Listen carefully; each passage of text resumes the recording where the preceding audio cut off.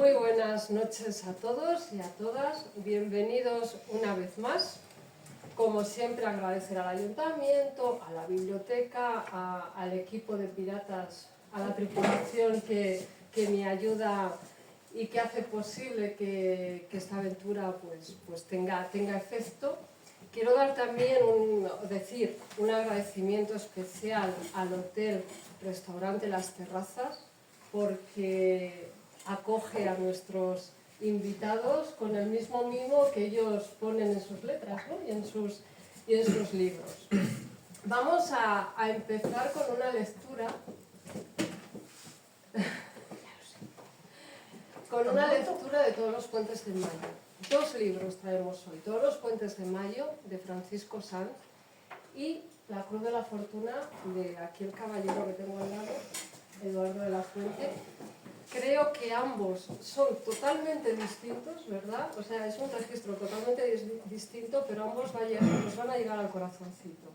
Estoy convencida. Son 2 auténticas joyas, de Anima Ignis Ediciones, y yo estoy muy contenta porque me siento entre los míos. Y eso es algo de agradecer, ¿no? Que vengáis, que estéis y que compartamos muchos eventos como este. Inma, por favor, comenzamos.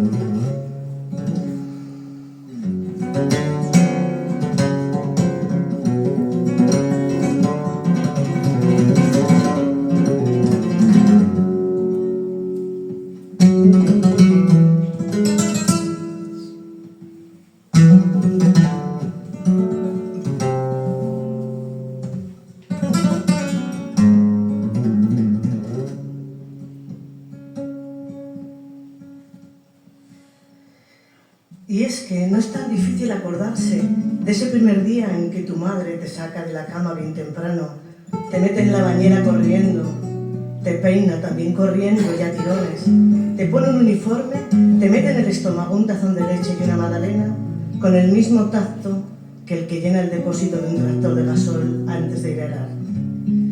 Y te saca a rastras de casa para ponerte a cuidado y a disposición de unas señoras vestidas de gris oscuro que a mí me daban mucho miedo.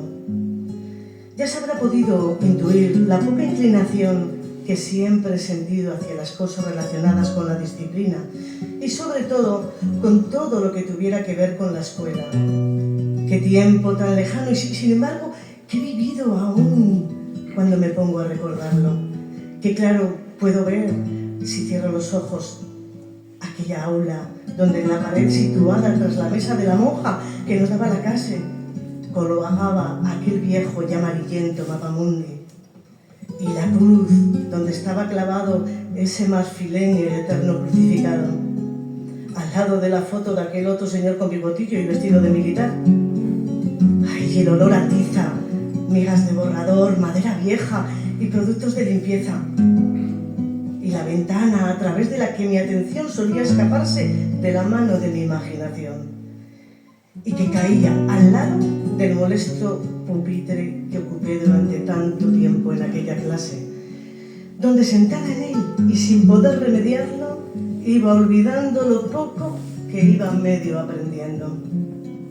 Y no es que no esté de acuerdo en eso de que el saber no ocupa lugar, que es cierto que no lo ocupa. Eso es algo que tengo que decir. Es solo que lo que sí me ha parecido siempre que ocupa lugar, y mucho, es el aprender. A lo que voy es que hasta que por fin pude dejarlo del colegio, ya fuera por las nulas cualidades que poseía para el estudio, como por el escaso interés que yo ponía en ello, mi vida académica no fue otra cosa más que un desastre y una verdadera fuente de preocupaciones para mis padres. Y sobre todo en el último curso, en el que algo de mala suerte, unido con el rechazo que algunas materias me habían producido siempre, y junto con las complicaciones que suelen producir estas edades, hicieron que la cosa se enredase un poco más de la cuenta, haciendo peligrar mi ansado abandono del EGB, si Dios no lo remediaba, y lo peor es que ya iba con un curso de retraso. Qué lejos estaba yo de saber por aquel entonces lo que mi vida iba a cambiar a partir de ese momento, debido justamente a esos suspensos, ni lo que precisamente Dios, en su infinita gracia, iba a esforzarse y a poner de su parte para remediarlo. Además de para hacer que las cosas tomasen rumbos inimaginables para mí hasta aquel entonces, y entiéndase gracia en cualquiera de sus acepciones. Sor Teresa, mi tutora en aquel colegio de monjas donde me gustaría decir que estudié, en aquella pedanía que me vio nacer, me lo había dicho muchas veces: María, que tiene usted que poner más interés y esforzarse un poco más, que se le va el santo al cielo. Que la pereza es un pecado capital y usted peca, María, y mucho. Recuerde el refrán, que el refranero es sabio, a Dios rogando y con el mazo dando. Cosa que me parece a mí que usted ni ruega ni da con el mazo. ¡Ay, María, María, hija! No olvide que el camino que lleva a la virtud y, por supuesto, a Dios, se debe andar con buen cuidado de que no se nos caiga el mazo de la mano, ni los ruegos y las oraciones de nuestros labios, claro está. Porque además es que no pasaba un solo día sin que Sor Teresa no le sacase brillo al mazo. ¡Qué buena carpintera jueza habría sido Sor Teresa en esa vocación que profesaba hacia los mazos! Pero ¿qué me importaba a mí todos esos beatíficos consejos? A mí lo que verdaderamente sí me importaba era dejar atrás aquel bendito colegio y aquellos malditos estudios y colocarme, como mi prima Juanita, en una tienda de modas de la capital. A mí eso sí que me parecía que tenía fundamento y además servía para sacar sendas perras. Aunque fuese esa una opinión compartida y menos por mis padres. Hija, que de venderles trapos a las señoritingas finas ya tendrás tiempo. Que ahora lo que tienes que hacer es estudiar y prepararte para hacer una carrera. Tú que tienes la oportunidad, y no como nosotros, tus pobres padres, que no tuvimos más remedio que ponernos a trabajar desde bien chicos.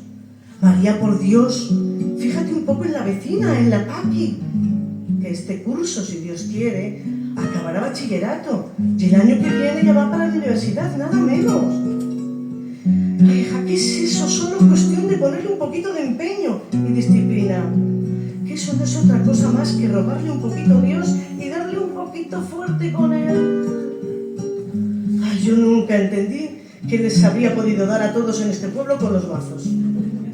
El caso es que fuera por el poco apego que le tenía yo a los tan venerados mazos, o por la razón o conjunto de razones que fuese, cuando llegó junio, las notas que llegaron a mis manos certificaron los peores augurios.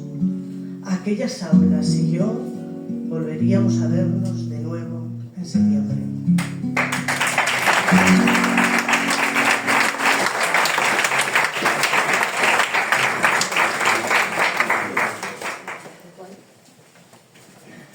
Francisco Sanz, Paco, para quienes tuvieron la suerte de conocerlo, empezó su idilio con el arte a los 13 años, cuando un profesor lo llevó a la Escuela de Artes y Oficios. Duró poco, pero lo suficiente para encender una chispa que jamás se apagó del todo. Aunque estudió psicología y filosofía, no fue hasta los 40 cuando volvió a coger los pinceles con decisión. Para 2018 ya había expuesto sus obras, y no en cualquier sitio. Su arte fue seleccionado para la 85ª edición del Salón de Otoño, organizado por la Asociación de Pintores y Escultores Españoles, a la que se había unido ese mismo año. Nada mal para alguien que había estado fuera de juego un buen tiempo, ¿verdad? Pero Paco no solo pintaba. En 2010 se lanzó también a la escritura.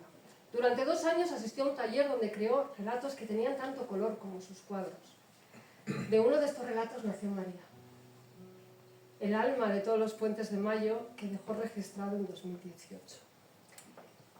Febrero de 2019 nos lo arrebató, pero su legado brilla más que nunca.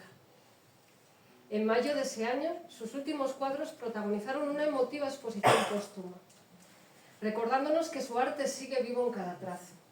En 2023, Todos los puentes de mayo vio la luz a través de Anima Ignis Ediciones. Un tributo a un hombre que, con sus pinceles y palabras, dejó una huella imborrable en quienes le rodearon. Su historia continúa resonando, un eco de su esencia que invita a recordar que la creatividad nunca muere. Bienvenidos. Belén, bienvenido Guillermo. Yo estoy convencida de que Paco está con vosotros porque está en vosotros. Gracias, Concha. Os dejo que os presentéis y que os conozcan un poquitito porque merece la pena. Pues Belén y Guillermo, como ha dicho Concha. Paco, mi marido, fue un hombre pues muy especial. Era un hombre muy artista, era un hombre muy profundo y era un hombre, bueno, muy sensible, hipersensible, diría yo, ¿no?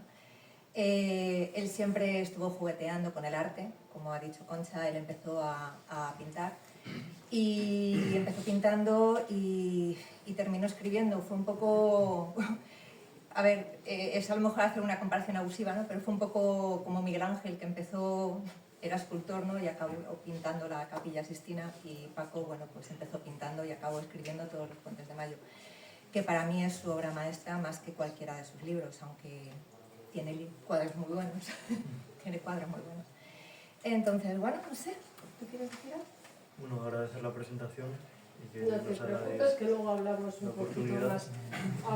poquito más del tema. Vale. Y nos adentramos un poco en la figura de Paco y en la historia de amor tan bonita que me contaste.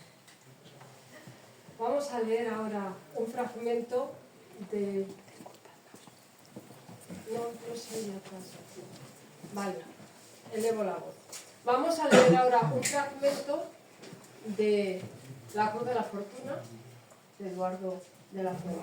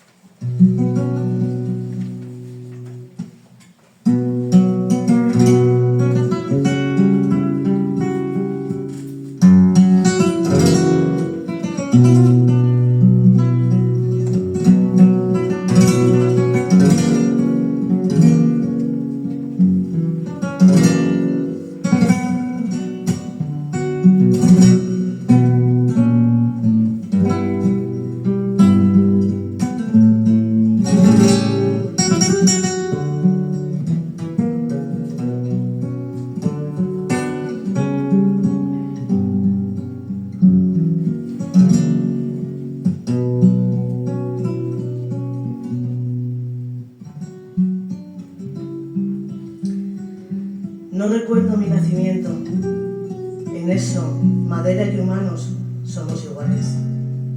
Supongo que todos adquirimos conciencia en el momento de la creación de nuestra alma. Si bien el tiempo borra las balbuceantes memorias de los seres pequeños, quizás sea mejor así. ¿Para qué recordar aquello que no volverá?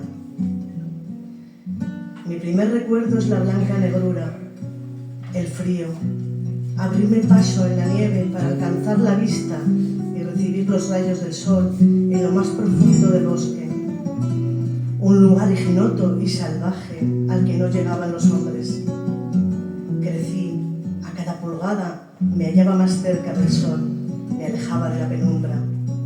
Con cada anillo sumaba 4 estaciones.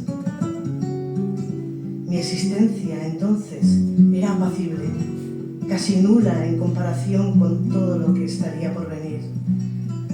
Uno no piensa en el bosque, ignora la vastedad del mundo.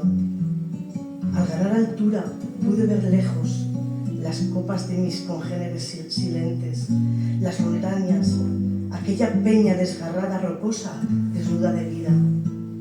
También las estrellas y la luna en sus caprichosas migraciones nocturnas que de año en año se repetían. Con todo, mi mundo era pequeño. Las estaciones volaron y algo en mí, parecido a la arrogancia, me repetía que era el más grande, el más frondoso y vital de todos los árboles. Continuaba todavía en ese estado de conciencia cercano a la vigilia. Eso lo aprendí de vosotros, pues los árboles no duermen. Entre el sueño y el despertar, ese territorio difuso en el que la realidad y la alucinación conviven sin poder distinguirse la una de la otra. El árbol conoce la sed del verano y el frío del invierno. Teme sin comprenderlo el fuego y todo lo percibe como un niño de teta, sin mayor preocupación que la de nutrirse del pecho de su madre y dormir en la seguridad de su regazo protector. La infancia de los árboles es larga. Algunos no alcanzan nunca la madurez, jamás despiertan. No tenemos piernas que nos lleven a otros lugares, no hay nada que descubrir, no hay nada en qué pensar. Por eso, con el tiempo, agradezco los golpes de las hachas en mi cuerpo. La tala me despertó.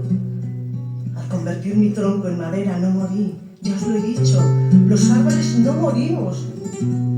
Comenzó en ese momento un viaje de aventuras y desventuras, un recorrido que me permitió conocer la naturaleza del hombre, lo mejor y lo peor, y que me llevó a lugares lejanos.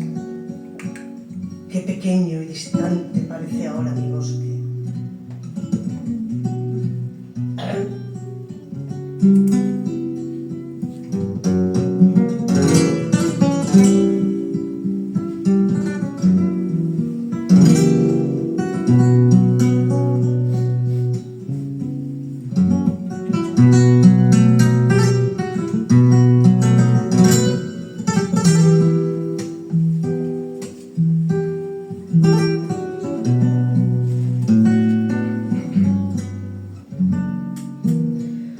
Por mucho que me pueda haber sorprendido el mundo conocido, en nada es comparable a la mente humana, mucho más amplia y compleja, insondable como el profundo océano azul. De ser la mente una fosa, no habría brazas para llegar a lo más hondo. Así de complicado es el hombre, sencillo y elemental para unas cosas, enrevesado para otras. Poco he encontrado de eso que llamáis lógica y a la que apeláis ante la duda. Os he visto vivir y morir, en ocasiones sacrificados por valores que todavía no alcanzo a entender. El árbol teme al fuego, a la tempestad que puede derribarlo, al rayo caído de las nubes, a la sequía. Nuestra existencia es sencilla, pero vosotros, ay vosotros, vivís en la constante incertidumbre. El miedo es innato al hombre. Qué triste es vuestro paso por el mundo. Sé que el alma de la madera es eterna, incluso al arder. El humo que se eleva para perderse en el cielo porta nuestra alma.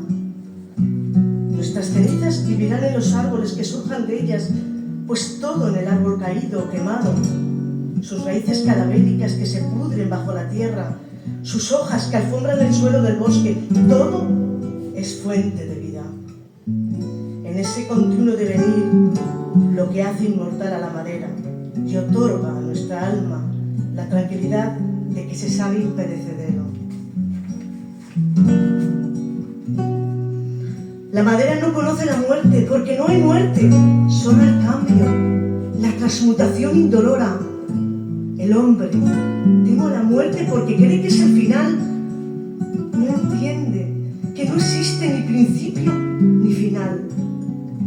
La vida terrenal comprendida entre el nacimiento y la muerte no es más que un segmento de una existencia mayor. Nada empieza o acaba, todo fluye como las mareas. Vivís con miedo desde la cuna, un terror pegajoso como la melaza que hace correr tensa la sangre y fatiga el corazón de su intento en bombearla. Y os encomendáis a él, uno lo llamáis Dios, otros Alá. Vuestro Dios tiene 1000 nombres, no importa con cuál le supliquéis, lo invocáis ante el infortunio implorando su ayuda. Poco os acordáis de él en la bonanza. Y aún a riesgo de caer en la blasfemia lo consideráis ingrato cuando no os asiste y no atiende vuestras oraciones. Ese al que llamáis todopoderoso, no todo lo puede. No creo que pueda con todo, no, se lo ponéis muy difícil. Y no es culpa suya. El hombre es un ser extraño que teme tanto a la muerte como la ansía. ¿Por qué os empeñáis en mataros los unos a los otros si tanto os aterra la muerte? Invocáis a Dios en la batalla cuando Él no puede tomar partido en los dos bandos. He visto hombres lanzarse al abordaje al rito de santos y vírgenes. ¿Pero qué tendrán ellos que ver en la matanza? El roble no odia al pino, ni el pino al abeto, ni el abeto al olivo, ni el olivo al acebuche, ni el acebuche al alcornoque, ni el alcornoque a la encina. Vosotros os odiáis por el color de la piel, porque uno cree en un Dios y otro en otro diferente, que sigo pensando yo que son el mismo, o por el lugar de nacimiento. Al humano nunca le faltan excusas para odiar al prójimo, algo muy poco humano. Antes de conocer al hombre, observé a los animales del bosque. Los lobos no tienen Dios alguno, y sí, puede parecer despiadado en la caza. Entiendo que matan para subsistir, que para ellos la sangre de los venados es como el agua para los árboles. Pero nunca vi al lobo comer lobo. No he conocido mayor alimaña que la de las dos patas. He visto hombres malvados tener gestos de compasión, a cobardes lanzarse a la batalla con un empuje inimaginable, a mentirosos admitir sus engaños y a honrados comportarse como bellacos. Sois capaces de lo mejor, de lo peor y de las dos cosas. Frente a la simplicidad de la madera, vuestra naturaleza es desconcertante.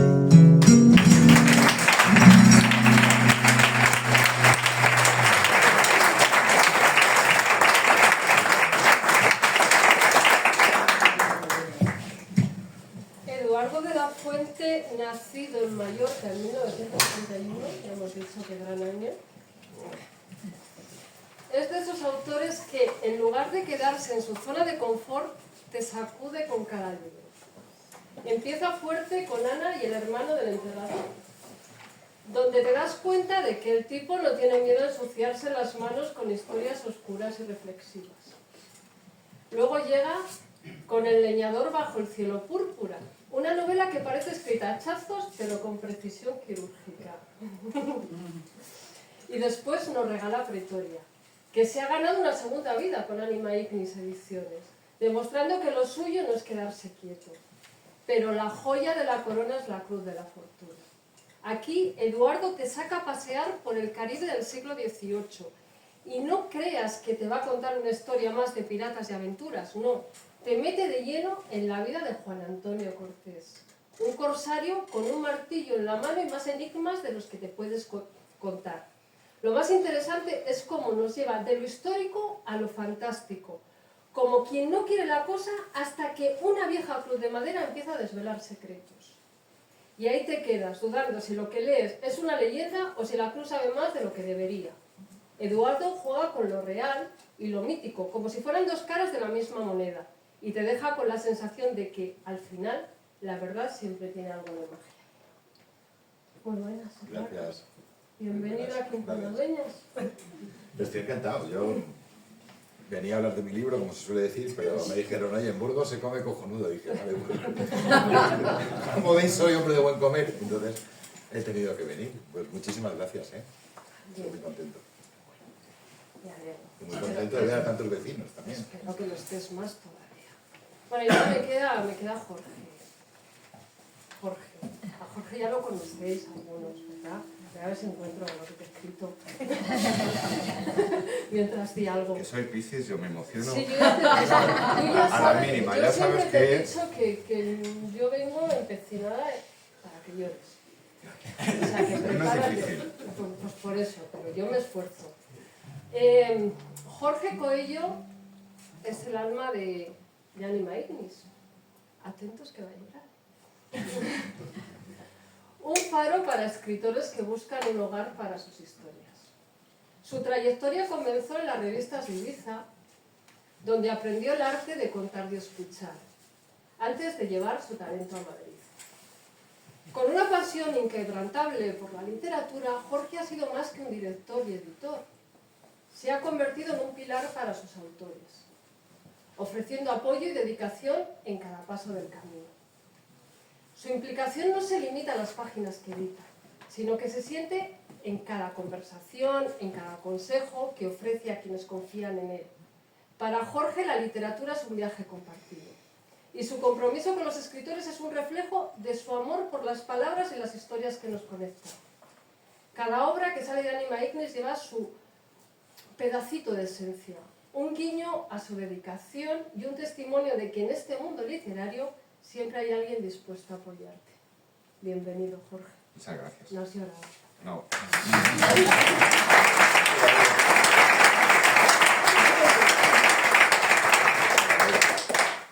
Estuvo aquí con Carlos Crespo, imagino que os acordáis de él, ¿no? Bueno, pues vamos a entrar un poquito ya en materia, ¿no? Ahora voy con vosotros. Yo ya os he dicho que para mí Paco está aquí, que mi pena es que no va a haber, igual sí, porque sí que tenéis en los cajones, ¿no? Guardados algún que otro relato. Bueno, tenemos algunas cosillas Algunas guardadas. cositas, ¿no? Pero descubrir a Paco y pensar que no vamos a seguir leyéndolo, da pena. Te quedas con unas ganas enormes porque hubiese dado muchísimo de sí, ¿no? Te pregunté que me contases un poquito de vuestra historia y la verdad que la historia de amor de tus padres, muy bonita, ¿verdad? Si ellos están orgullosos, yo no lo he escuchado del todo. Así que bueno, si sale, pues mira, eso que me llevo. ¿Cómo Te lo voy a contar hoy. ¿Cómo conociste a Paco? Pues a Paco le conocí en Italia, en Florencia, precisamente viendo al David de Miguel Ángel. Y bueno, pues allí nació, ¿no? la historia, allí empezamos, haciendo cola para entrar a ver al David. Sí, ¿verdad? Y que fue el empezar, pero luego continuó, ¿no? O sea, ahí surgió la chispa, pero después fue el conquistarte con los pequeños detalles. A mí eso de que te escribía relatitos, te los Sí. guardaba, te regalaba un disco con su relato. Las cintas de cassette. Cintas, vale, sí. Las cintas de cassette y me mandaba así, me grababa, pues, me acuerdo concretamente la primera fue música de arpa, Ajá. sí, y me guardaba, bueno, pues eso, cartitas dentro de la cinta, pero bueno, no eran cartitas para mí, eran historias Sí, historias te escribía de... relatos. Claro, claro, O sea, que escribía iba relatos, dejando iba algo. dejando notitas, ¿No? sí, Ujú. sí. ¿Qué destacarías de tu padre, Guillermo? Hombre, pues ¿qué te puedo decir? Yo te puedo hablar desde una perspectiva de 15 años, de un chaval de 15 años, de 14, 13, 12. Y yo lo que puedo recordar de esas edades, que no es mucho, Bueno, claro. es que tenía una visión muy personal de las cosas y la sabía mostrar y me la sabía transmitir. Y es un poco con lo que me quedo. Entonces era una forma muy sentimental de ver, Sí, que transmitía su muy sensibilidad, abstracta. ¿no? Sí. Entonces pues era una persona que tenía mucho cariño por la naturaleza, o sea, a mí también me lo supo transmitir muy bien. Y luego, bueno, pues se hablaron de proyectos y se hablaron de... O sea, yo le conocí hasta cierto punto. Claro. Yo a las conversaciones profundas yo no he llegado. Eras muy niño todavía, claro. Entonces, bueno, de las pinceladas que he podido recordar, pues me quedo con la forma que tenía de ver las cosas, que era muy, muy válida. Sí, muy sensible, ¿no? O sea, que tenía su propia visión, pues, y que te llegó, eso sí, Sí. que te llegó y con eso te quedas también, ¿no?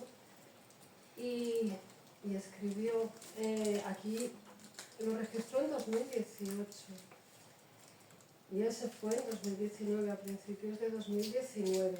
Entonces os encontráis ahí con un manuscrito registrado que lo había leído muy poquita gente. Lo habían leído 2 personas. Lo había leído, bueno, yo claro, yo lo había leído porque yo iba leyéndolo según él lo estaba escribiendo. Lo leyó mi madre y lo leyó un compañero mío del trabajo que como te dije, Paco estaba muy orgulloso porque decía que tenía su primer fan.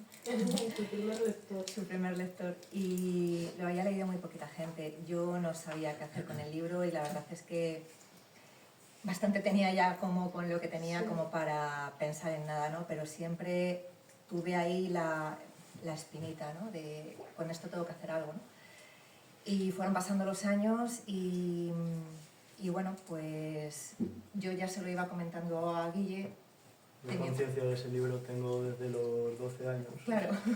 Y tengo 20, o sea. Claro, que... entonces yo ya le iba comentando a Guille, tenemos que hacer algo, ¿Cómo hacemos esto? Porque claro, además es que el mundo literario, o sea, nosotros no tenemos ni idea, jamás habíamos conocido a nadie, tal, y apareció este señor, que me lo mandaron del universo, se cruzó y me dijo, soy editor, y dije, pues tengo que hablar contigo. Y así empezamos, ¿no? Sí. Te mandé, me parece que el primer capítulo y tal, y me animó. Fue aquí este señor el que me dijo, esto hay que sacarlo. Así que yo, bueno, fe ciega y nada, y muy agradecida por todo lo que ha hecho. No, agradecido yo. Porque ya he dicho alguna vez que todos los puentes de Mayo, que hubo un antes y un después en lo que estoy haciendo con Anima Ignis, con los libros, con la editorial.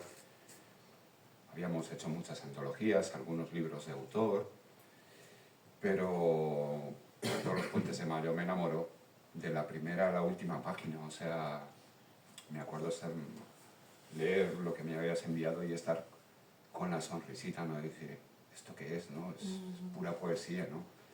Y después toda la historia que hay detrás, el humor que destila el libro. De eso vamos a hablar luego. No. Me parece mucho que tenemos que ir a cenar. Venga, va. Vaya Madonna. Mientras que yo enseguida te hago un Sí, yo podcast aquí. lo digo por Eduardo. Además, tenemos que ir a cenar porque además antes de venir me he tomado un Almax. Claro, el nombre es precavido. Luego hablamos. Sí. No se lo Saca digas, el pañuelo. no se lo digas a mi oído porque... Si mientras no me siga en Facebook, no hay problema. Bueno, Eduardo es un todoterreno, ya lo he dicho. Y no te voy a preguntar nada porque solo te voy a dejar fluir. porque sí que tienes ahí materia que contar, además, y sabes cómo contarlo, porque es que le pregunté, digo, mándame una pequeña biografía, 26 archivos. Esa es la versión reducida.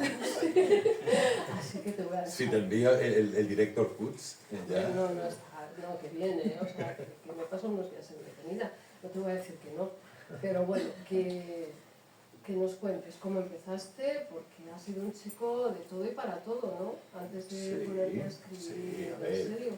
Vamos a ver. Yo creo que todo escritor debe ser, ante todo, lector, ¿no? Yo me he encontrado muchas personas que dicen, bueno, estoy escribiendo una novela que va a ser, bueno, esto va a ser El Señor de los Anillos. Y le digo, pero tú lees. No. No puede ser. Entonces yo creo que todo escritor tiene que ser lector, ¿no? Y yo, a ver, no soy ni más inteligente ni más listo que nadie, pero no sé por qué demonios, y me acuerdo perfectamente, fui el primer niño en mi clase que aprendió a leer. O sea, yo leí muy rápido, pero muy rápido, de verdad. No me lo puedo creer. Sí, pero ¿sabéis qué me pasaba? ¿Os acordáis las cartillas aquellas de Mame, Mi Mamú, con los dibujitos? Claro, yo las cartillas aquellas me las pulí en nada. Y leía fantásticamente bien todo. Pero solo esa tipografía. Un día cogí una botella de leche y no la entendía. Cuidado, pero bueno, en fin. Entonces aprendí a leer muy, muy rápido y de niñito pequeño, yo era un niño muy enclenque, así, muy poca cosa, ¿no? Luego descubrí la comida. Yo me alimentaba de guisantes, pechuga de pollo y leche, mis padres estaban amargados conmigo, además niños enfermizos, tontos, que siempre está malo, ¿no? Y entonces, pues leía, ¿no? Compraba libritos de estos que se vendían por pesetas, que eran libritos, pues, versiones reducidas de Julio Verne, de Emilio Salgari, de estos de la editorial Bruguera, ¿os acordáis que venían con una página de texto y una de cómic, ¿no? Sí. Pero me cabreaba bastante, porque la mayoría eran versiones condensadas o versiones para niños y se acababan muy rápido, entonces ya tenía una mosca detrás de la oreja. Luego me operaron de anginas, y eso fue mi perdición, porque entonces fue cuando empecé a comer, ¿no? Y cuando yo estaba convaleciente en mi casa, eran otros tiempos, claro, estoy hablando pues igual del 70 y algo, ¿no? La gente tenía el buen detalle de cuando visitaba a un niño enfermo le regalaba libros. Y entonces mi vecina del tercero vino, esto que me dice, la vecina del tercero siempre es la pesada, bueno, es una vecina maravillosa. Vino y me regaló 20.000 leguas de viaje submarino y un volumen doble con La llamada de la selva y Colmillo blanco de Jack London. Y al poco mi padre me compró Los piratas de Malasia de Emilio Salgari. En versiones íntegras, enteras. Reconozco que Julio Verne se me hizo un poco algo cuesta arriba, lo reconozco. Pero Salgari y Jack London, bueno, ya. Y entonces ahí empecé a leer, luego fui a la escuela. No fui un mal alumno, hasta que, claro, igual que descubrí la comida de niño, luego descubrí otras cosas. Entonces ya no era tan buen alumno. Las cosas se pusieron mal, ¿no? Como María. Ya cuando ya tenía yo, luego me fui a la mili, en aquella época se hacía la mili, ¿no? Entonces la mili tenía una cosa, que era, te quitaba la tontería, porque era, muy bien, chaval, has hecho la mili. Cuando vuelvas, o estudias de verdad o trabajas. Esto de estar por ahí dando tumbos ya no vale. Y me puse a trabajar, y yo, mi gran aprendizaje de lector fue entre los 20 y los 28 o 30 años. Esa década, no sé, me dio como algo, me volví loco, me lo leía todo. Y luego dije, bueno, ya me vine arriba. Dije, ahora que ya lo he leído todo, me voy a la universidad. Y empecé a la universidad después. Y yo siempre había tenido a mí de pequeño, de niño, me gustaba escribir y hacer historias, relatos en la escuela, ¿no? Me daba mucha rabia cuando en la escuela nos decían, me tenéis que hacer una redacción del verano. Digo, no, tío, déjame que te cuente una historia. Lo de las redacciones es muy aburrido, ¿no? Y tal. Y me gustaba, pero tampoco me lo planteaba, ¿no? Y ya fue cerca de los 40 años, cuando ya había trabajado yo trabajo en comunicación, en periodismo, desde hace muchos años, empecé a estudiar historia, luego me pasé al periodismo porque era mucho más fácil. O sea, lo digo por si alguien, algún niño o alguna niña quiere estudiar periodismo, que es muy fácil, que va a tener un título rápido. Y entonces... Trabajo es otra cosa, ¿no? Trabajo es otra cosa, y además es un gremio que si quieres que te diga la verdad... Paso palabra. Vamos a pasar. Entonces, claro, yo escribía mucho cada día. De hecho, antes de las 4 novelas que tengo publicadas, lo primero que edité fueron dos libros de recopilación de artículos que había escrito en un montón de medios. Y ya con eso, y ya acabo porque te estoy comiendo el tiempo, No, entonces me puse a escribir narrativa, novela, que es lo que me gusta. Yo tenía una historia que me llevaba mucho tiempo dando vueltas por la cabeza, porque escribir no es sentarse y escribir es tener la historia en la mente, estirarla, darle vueltas, irte a dormir, pensar en ella, escribirla, corregirla, es un proceso mucho más largo, no solamente teclear el ordenador. Y entonces me puse a escribir una novela, que yo hacía tiempo que la tenía dando vueltas en la mente, y como buen escritor novel y completamente inconsciente, me vine arriba y me marqué una novela de casi 700 páginas. Muy bien. Una porrada, que no se ha publicado esa novela. Pero tienes muchas por ahí. Sí, tengo en el cajón unas cuantas, sí. Pero claro, ¿qué pasa? Claro, tú acabas un ladrillo de 700 páginas y cuando lo imprimes para corregir, tú coges el libro y dices, ¡guau, tío, qué bueno soy! O sea, y Y en ese momento es verdad, le pegarías un puñetazo en una pared y lo tirarías. Es el momento de ego, de subidón, de decir, he podido acabar el libro. Bueno, ahora ya me tomo las cosas de una manera más tranquila. Y fue empezar a escribir y no parar, porque yo siempre digo que cada uno escribe, cada escritor es un mundo y tiene sus motivaciones. Yo tengo dos motivaciones muy claras y ya acabo. No, tranquilo, que ya te corto yo, si no te preocupes. Una es poder vivir de mi trabajo como escritor. O sea, yo tengo un trabajo, yo soy jefe de comunicación en un ayuntamiento en Mallorca y bien, está bien, me gano la vida, bien, he hecho muchas cosas porque he hecho de todo, pero bien. He tenido momentos buenos, malos, como todo el mundo, pero la verdad no me puedo quejar. Pero mi motivación, y nunca lo he disimulado, es yo quiero vivir de mi trabajo como escritor. Y hay gente que dice, tú lo que quieres es vender millones de libros y tal. No sé, oye, claro que sí. ¿Hay algo malo en querer vivir del trabajo de uno? Me parece bastante lógico. Y dos, y esto sí que es incluso más importante que el otro, es poder estar en casa. A mí me gusta estar con mi mujer y con mi hija. Les he quitado mucho tiempo. Escribir, aunque sea un librito como este, que lo veis que es delgadito, ¿verdad? Luego os cuento la diferencia entre corto y breve. Eso es importante. ¿No? Aunque sea esto, al final es un sacrificio que tienes que hacer, lo haces con gusto, de forma voluntaria. Pero cada página de todos los libros que he escrito, de los 4 publicados y de los que tengo en el cajón, es un rato que le he quitado a mi familia. Entonces yo lo que quiero es eso. ¿Cuál es tu ritual de escritura? ¿Cómo te... Yo no tengo ritual de escritura. No. Pues Yo es como dormir. Puedo dormir en cualquier sitio y a cualquier hora. ¿No es verdad? Y comer. Y comer también. Pero lo de dormir es verdad. Yo tengo la gran ventaja de que es verdad. Sí, que no Me dices, oye, ¿nos echamos una siesta? Pues bien, vale, y duermo. Sí. Cosa que me ha sido muy útil en el trabajo. A ver, no duermo en el trabajo. No, pero por ejemplo, yo qué sé, yo pues he sido jefe de campañas electorales, ¿no? Pues claro, en una campaña electoral te metes en la furgoneta con tu candidato y tal, y a lo mejor en una semana te has metido 2.000 kilómetros de carretera. Y empiezas a las 6 de la mañana y acabas a las 12 de la noche o a la 1. Ese es el momento que los políticos trabajan, en campaña. No, también que quede claro. ¿Qué pasa? Buen trabajo. Claro, sí, no, yo los he visto, ahí sí que trabajan, ¿eh? Pues claro, ahí les va el trabajo, les va el cargo. Pues debería ser al revés. Ya, lo vamos a hacer. Y entonces, claro, a mí me era muy útil porque íbamos en la furgoneta y decía, pues, ¿al próximo pueblo dónde es? Dentro de media hora. Ah, hasta luego. Lo decía por eso, no porque duerma en el trabajo. Vale. Y ya me he perdido, no sé qué os decía, de comer, beber y dormir. Pero tus rituales. Ah, mis rituales. A la hora de... Entonces, claro, a lo que íbamos, que me estaba despistando ahora. Sí, ya sabemos, abreviamos. Yo tengo un trabajo que yo no tengo un horario, o sea,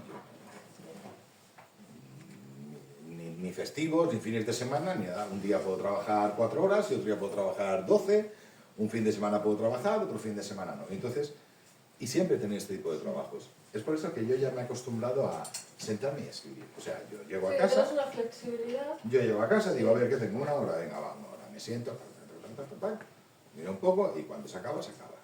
Mucha gente dice, es que yo para escribir tengo que estar inspirado. O no estoy inspirado. No, eso es mentira.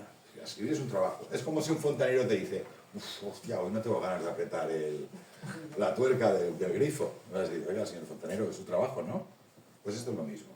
Yo en esto de la inspiración no creo. La inspiración te llega trabajando. Pero igual es porque estás inspirado todo el día. No, la inspiración Incluso cuando echas la cabeza ahí. no, la inspiración llega a trabajo. La inspiración llega a trabajo. ¿Ves? Se ha hecho la luz. Esa es la inspiración. La inspiración llega a trabajo. Lo que me parece muy En el curioso trabajo. lo que me parece muy curioso de ti. O sea, es que eres... Yo he leído Pretoria hace poco. Eres totalmente... O sea, tus cambios de registro. Es tremendo cómo te desenvuelves, ¿no? Y es que además tu capacidad de adaptación y cómo lo sacas adelante, porque es que podrían ser obras de distintos... Bueno, sí que tienes una chispa y un punto de mordacidad que es muy característico, ¿no? pero son obras completamente distintas, con registros totalmente distintos y que son tuyas, ¿verdad? Es que yo creo, sí, yo siempre he defendido que a ver, el escritor es como la cabra que acaba tirando al monte. O sea, tú tienes unos lugares comunes, Sí. unas querencias, La zona de confort, una además. zona y tal, y la que siempre pacho la cruz de la fortuna, pues me desmarqué de todo eso. Sí. Pero yo creo que el escritor debe tender a consolidar un estilo, pero no un género. O sea, no puedes estar siempre en el mismo género haciendo la misma novela con variaciones. Y lo vais a entender muy fácil, es como los directores de cine. Yo creo que los grandes directores de cine son aquellos que te pueden tocar diferentes géneros manteniendo su sensibilidad como cineasta. Un ejemplo clarísimo. Martin Scorsese, todos os suena Martin Scorsese. Bueno, sus grandes películas, Uno de los nuestros, Casino, sus películas, digamos, más conocidas son las de mafia, pero no ha hecho solamente cine de mafia. Una de sus últimas películas, que la hablábamos antes con Jorge esta tarde, es Silencio. Estoy segura que la mayoría de vosotros no ha visto. Creo que es de 2016. Silencio para mí es la gran obra maestra de Scorsese y es una película que tuve muy Pues ya presente. tenemos tarea, ¿eh? Es una película que además tuve muy presente a la hora de escribir La Cruz de la Fortuna. Sí. Has despertado aquí la curiosidad. ¿Qué importa? El estilo, no el género. Eso es, o sea, mantener tu esencia. Eso es. Ahora te voy a dejar hablar, Jorge. Todos los puentes de mayo, lo que estábamos diciendo, ¿no?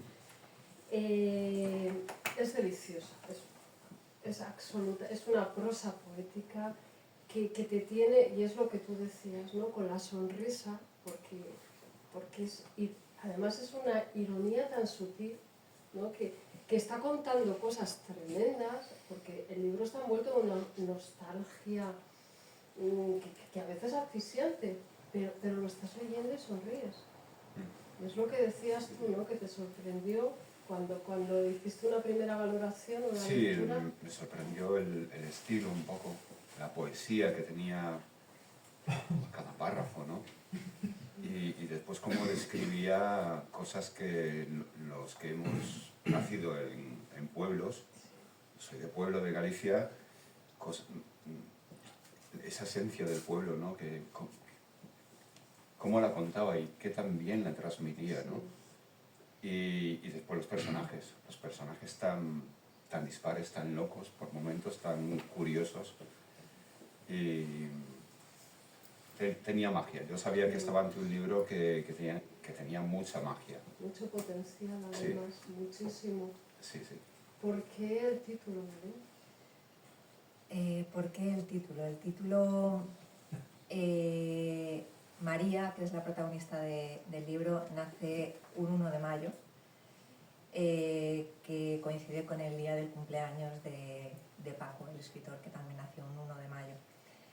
Todos los puentes de mayo es un lugar donde la protagonista vuelve cada año por su cumpleaños.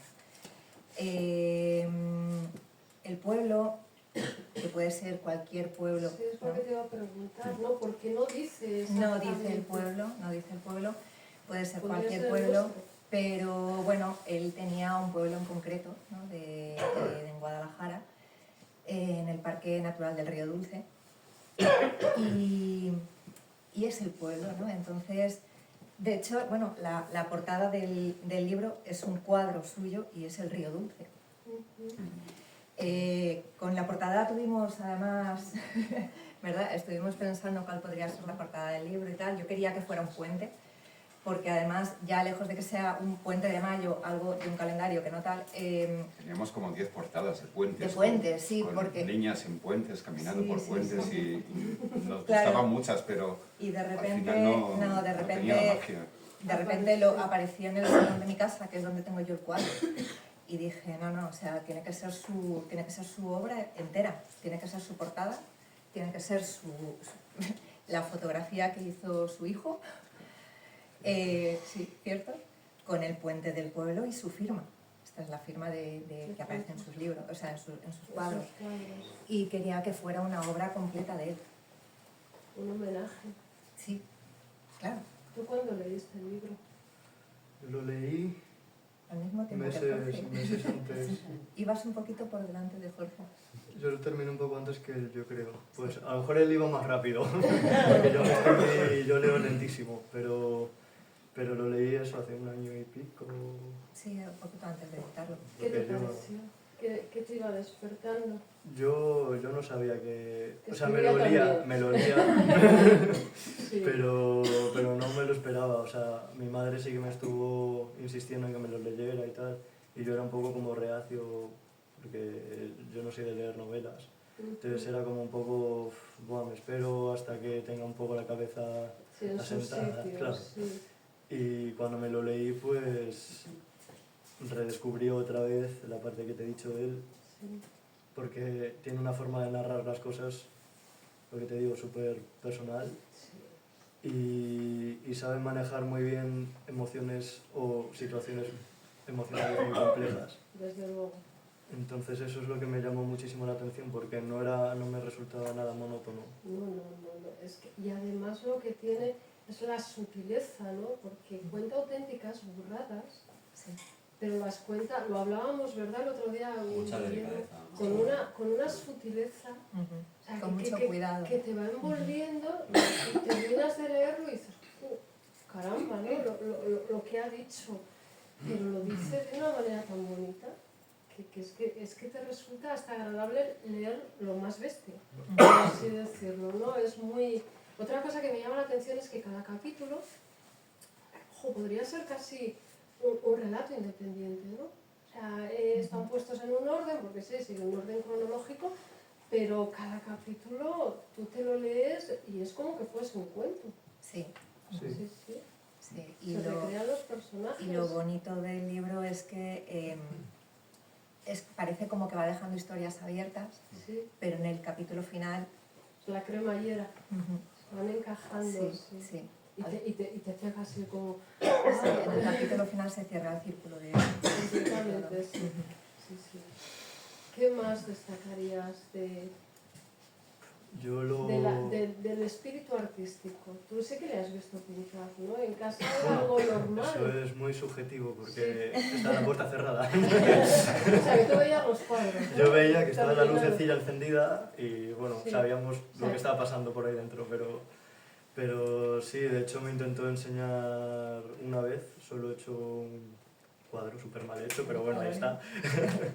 Con óleo, sí. Y sí, bueno, son los recuerdos que yo tengo de casa, es la puerta cerrada, todos sabíamos lo que estaba ocurriendo y de repente te encontrabas con que opiniones, y yo en plan, bien. No sé por qué carajo se fiaba de mí, Se fiaba de mucho, mi, sí. Se fiaba mucho de Guillermo, sí. Ya, de tu mi criterio. opinión, sí, de mi criterio. Y bueno, es la forma que tenía de pasar el tiempo. Tú también eres un poco artista, ¿no? Yo no sé, quizá algo he sacado. Yo tengo la vena tatuadora quizás. O sea, cada uno pinta donde quiere. Cada uno donde puede. Claro, cada uno duerme donde quiere, cada uno pinta donde quiere, eso está claro. Sí. Yo haría una analogía de todas formas, lo que sentí un poco leyendo el libro sería como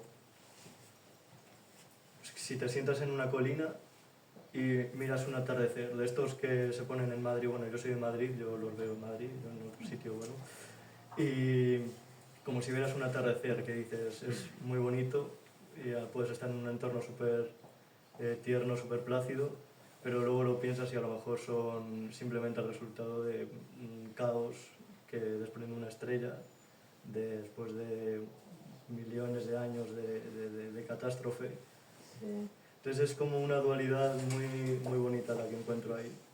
Es como un contraste muy grande. Qué curioso, ¿verdad? ¿Ves? O sea, que sí que ha heredado, ¿eh? Sí, heredado, sí. Sí que ha heredado. Sí, y además que lo que hemos hablado muchas veces también es que él, al ser tanto pintor como escritor, al final este libro es casi una extensión de su pincel. Ujú. El libro tiene tantos matices de colores y de texturas, ¿no? Que parece que estás viendo un cuadro. Sí, yo ahora que lo he releído, o sea, he descubierto un montón de detalles que me habían pasado por alto y estoy segura de que si vuelves a echar un vistazo vuelven a aparecer, porque es que es tanto lo que está condensado Muchísimo, sí.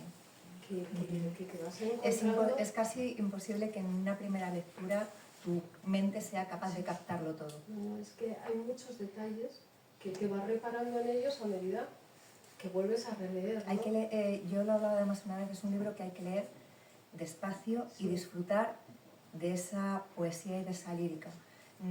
Es un libro que tiene un final, como todos los libros, pero no Es el importa camino, tanto sí. llegar hasta el final. O sea, el libro es un libro para leer y disfrutarlo. El proceso, sí. El cómo lo cuenta. El cómo lo cuenta. El cómo lo cuenta. Es que tenía una magia especial. Bueno, pues ahora vamos contigo. Le voy a hacer la pregunta del libro. A ver, dispara. Sí. ¿Tiene alma la madera? No te lo han hecho nunca, que no. Sí, sí. A ver, esa es la gran pregunta, ¿no? Porque como ya habéis oído a Inma, pues que ha hecho una lectura y tenemos trocitos de madera aquí, tenemos la cruz. Cachos de barco. Cachos de barco, sí. La cruz de la fortuna es la historia de Juan Antonio Cortés, que es uno de esos... habéis oído la frase, es un poco malsonante, pero seguro que la habéis oído, eso de cuando dicen Extremadura, tierra de conquistadores, no nos quedan más cojones. Era gente pobre, pobrecitos, y entonces iban a hacer el sueño del nuevo mundo, ¿no? Pues Juan Antonio Cortés es uno de esos hombres que, pobre como las ratas, que se va al nuevo mundo. Y yo cuento su historia, pero no la cuento yo como escritor, pero en realidad la voz narrativa del libro es la madera. Es alucinante. Bueno, ya lo habéis escuchado en la lectura. Es la madera del galeón en el que él va, en el que naufraga. El galeón, claro, se va haciendo astillitas, trocitos, y al final él talla una cruz, que es la cruz de madera, que le acompaña toda la vida y que es una reliquia venerada en San Mateo de Indias. Y la historia de Juan la cuenta la madera. Entonces, uno de los juegos que yo me planteé es si el alma tiene madera, no al revés, si la madera tiene alma, ¿no? Y en el caso de tenerla, si por contacto con el ser humano durante muchos años, entre comillas, esa alma pudiera humanizarse, si nos pudiera entender, ¿no? Y vosotros diréis, ¿y cómo se te ocurrió esta historia? O este concepto. A ver, el concepto nos mueve. Por ejemplo, a ver, Pinocho es un trozo de madera que se convierte en niño. O sea, cuidado. O sea, el concepto en sí no es nuevo. A mí me surgió porque un amigo mío me llamó y me dijo, Eduardo, han convocado un premio literario de novela corta. Dije, no, novela breve. No, novela corta. Aquí, en Burgos, aquí cuando alguien es lento le llamáis corto también. Sí. En Mallorca sí. Sí, alguien un poco cortito es alguien Sí. que no capta Tú, las tú cosas. es corto, o sea, Sí. tú eres corto. Sí. Entonces no es una novela breve. Entonces, este amigo mío me llamó y me dijo, oye, que organizan esto, que tiene que ser una novela breve, y esto lo escribes tú en 2 tardes. Entonces, ya, me agradezco la confianza, pero 2 tardes... Mi mujer me dijo, la misma y tal, y me puse a escribirlo. Ojo, no gané el concurso, o sea, eso de ganar concurso está sobrevalorado. El tema era el mar y la madera. Y yo pensé, ¿y qué cojones escribo yo del mar y la madera? O sea, ¿qué hago? ¿La historia de un carpintero de Rivera haciendo un barco? Yo qué sé, tío, no. Y me vino esto a la mente y dije, date, ya está. Y ahí me vino, porque toda la historia está muy relacionada con el mar también. 97 páginas. O sea, te lees este libro y parece increíble que en 97 páginas Es una burrada. esté contado todo lo que cuenta, y es que además está contado sin prisa, que es lo bueno, ¿no? Porque no amontona, porque dices, bueno, tengo que hacer un resumen, ¿no? Esto, ¿no? O sea, que no es corta. No, es breve. Entonces, o sea, a mí me Pero maravilló. tienes la sensación de haber leído un libro de 300, 400 Eso páginas. es que es eso, Y quieres más. es que, y además tú vas leyendo y te sigue funcionando la cabeza. Sí. A mí me parece imposible que no hayas ganado ese concurso. Habrá que hablar con el jurado porque... Había tongo, seguro. Seguro. Vamos, porque, joder, madera, mar, y que saques esto, tenían que haber dado el planeta. Lo dieron el otro día, tampoco me llamaron. Tampoco te llamaron, No. ya me acordé de eso. Mira, Paloma, y ahora al año que viene. Al año que viene los invitas a todos. No, vamos a ver. Yo, y esto es un apunte que sí que quiero dar. Sí. Muchas veces hablando con escritores que comienzan y que a lo mejor te piden consejo o con chavales, pero he dado muchas charlas en escuelas sobre el proceso creativo. Y hay una cierta obsesión, ¿no?, de que tengo que hacer un libro gordo. No. Los libros han de tener, las novelas han de tener las páginas que han de tener. Cada novela tiene su número de páginas. Da igual, puede ser una novela brillante en 100 páginas o en 1500. Y puede ser muy mala en 100 páginas y en 1500. No tiene nada que ver. Mirad, y os pongo un ejemplo. Hay películas de 3 horas de duración que son malísimas y hay anuncios de televisión de 20 segundos que son obras maestras. No. Hay una tendencia hoy en muchas editoriales, no es el caso de Jorge, pero sí es cierto que abrís un libro y veis que tiene unos márgenes enormes, una letra muy gorda, un interlineado y un interletrado muy grande, y te están vendiendo una novela de 500 páginas que en realidad con una maqueta, por un diseño de toda la vida, no serían 500 páginas, pero te engañan, o sea, te hacen creer que, ¡ay, qué libro me he leído! Me he leído un libro gordo, como si el hecho de que un libro fuera gordo le otorgara más calidad que otro libro. No, las novelas tienen las páginas que tienen y da igual que sean... Os lo he dicho, yo me vine arriba con la primera, me vine muy arriba. Y no os lo creáis, he escrito otra que está en el cajón y ya me he venido muy arriba y son 900. Y está para compensar, ¿no? Sí. Vamos a hacer una media aritmética. De hecho, esta la escribí... En 2 tardes. No, 2 tardes no, en un paréntesis que hice cuando estaba escribiendo esa.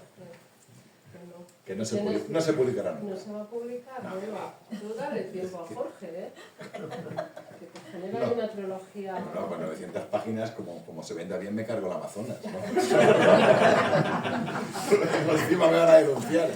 Una cosa que me llama también poderosamente la atención es la rigurosidad histórica con la que está narrando. O sea, no te pudiste buscando a Juan Antonio Cortés en Google y yo decía, pero bueno, vamos a ver, si le van a canonizar, que aquí tiene que aparecer este hombre, y no me aparece en ningún sitio. Y luego le oigo, bueno, sí que vi la entrevista, pero la estaba oyendo mientras hacía otras cosas, y dice, que no, que me lo he inventado.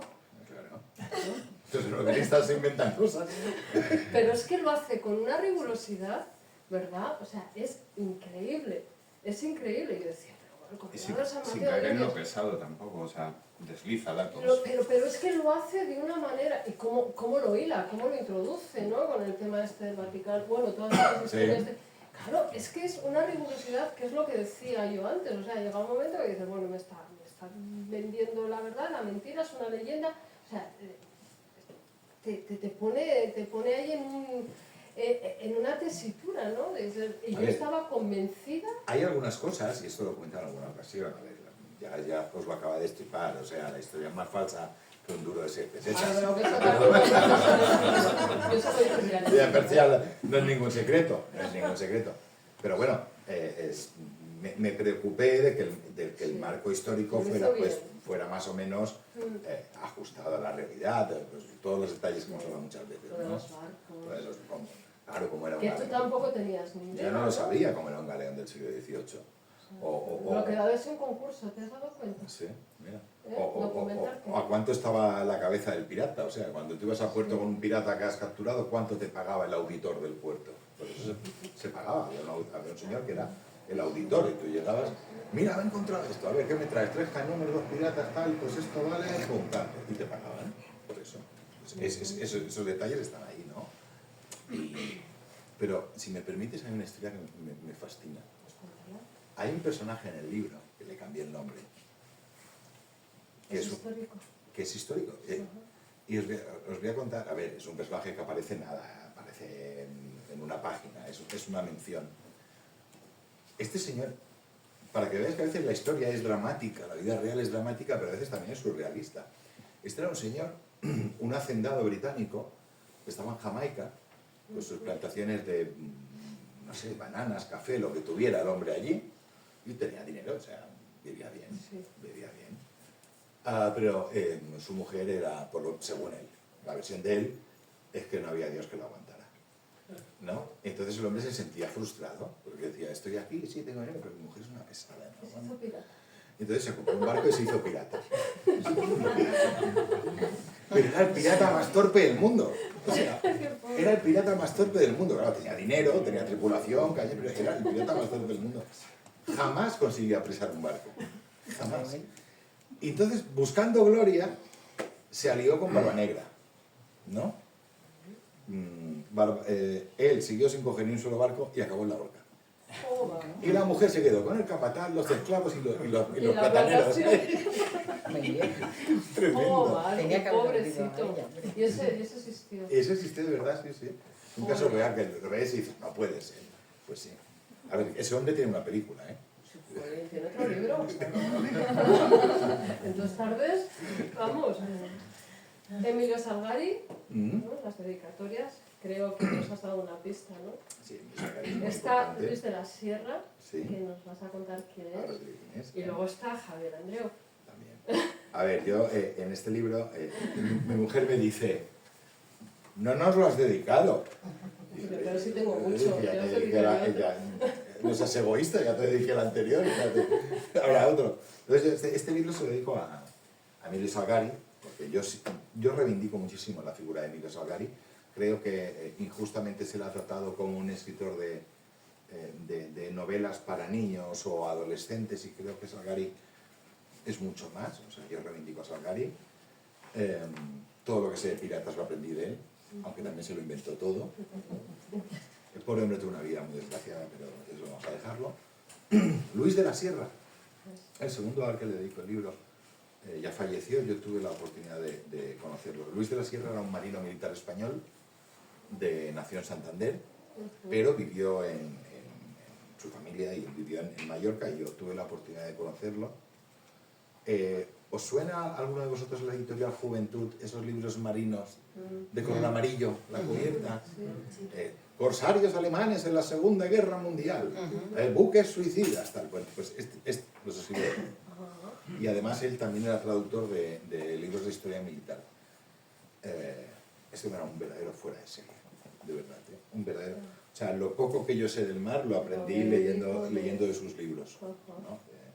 Y Javier Andreu, que es Javier Andreu es, para mí, yo siempre he dicho, es uno de los mejores compositores que hay en la música española. Os sonará porque es el cantante de La Frontera, ¿de acuerdo? Y evidentemente tiene una canción de un señor que se llama Juan Antonio Cortés. Que es el Juan Antonio Cortés de la Cruz de la Fortuna. El que yo buscaba en Google. El que buscaba, y no te salía. Y no me salía por ningún lado. Ahora lo que quiero es que hagamos una pequeña charla coloquio entre todos, que vayáis preguntando, que nosotros comentemos. Tenemos todavía... ¿Cómo pasaría? Yo quería puntualizar algo sobre Salgari, ¿no? Yo no he leído a Salgari, pero me ha despertado un gusanillo el libro y todo lo que me ha contado, ¿no? Estuvimos una mañana en Madrid cuando nos conocimos hace unos meses y me estuvo contando todas las que pasó Salgari con su editor, Sí, pobrecito. que lo tenía explotado, no le pagaba de todo. Pero no es por ahí por donde quiero tirar por el Museo Calleja que tenemos aquí. Calleja editó muchos libros de Emilio Salgari, unas ediciones que yo las veo en la Feria del Libro de segunda mano, de Feria Antigua de Ocasión de Madrid, las veo allí, las vi aquí y me quedo embobado. Y Saturnino Calleja pues tiró mucho Salgari, por algo sería. Por algo sería. Y ya. No puedes hablar. Ahora os doy vía libre, hombre. ¿Alguna preguntita así para romper un poquito el hielo? Vas a tener que hablar tú. No, yo respondo lo que... A ver, yo siempre... Sí, venga. Yo quería Eso hacer una sí. pregunta para Guillermo. ¿Qué sensación es la de leer un libro sobre tu padre? ¿Cómo te sientes tú en el sentido de que cuando lo estás leyendo, creo que es lo que estabas hablando, que es como una parte muy íntima de tu padre, Y en ese momento sientes tu padre, como escritor, como qué realmente. Porque claro, tú lo has Es que descubierto dentro de un punto de vista, claro, tú lo conoces como padre, le conoces Sí. como artista pintor, y de repente descubres su novela cuando él ya no está. Sí. Entonces, claro, tiene que ser como un choque tremendo de sensaciones. Yo diría que es un poco más complejo que eso. Por eso pregunto. Por eso, entonces yo esto lo leí, bueno, lo descubrí, sabía que existía el libro Sí. y sabía que escribía cosas de vez en cuando. Yo nunca las había leído, no, yo tenía eso, 15 años, 14, 13, 12, pues ya ves tú lo que... Sí, sí, sí.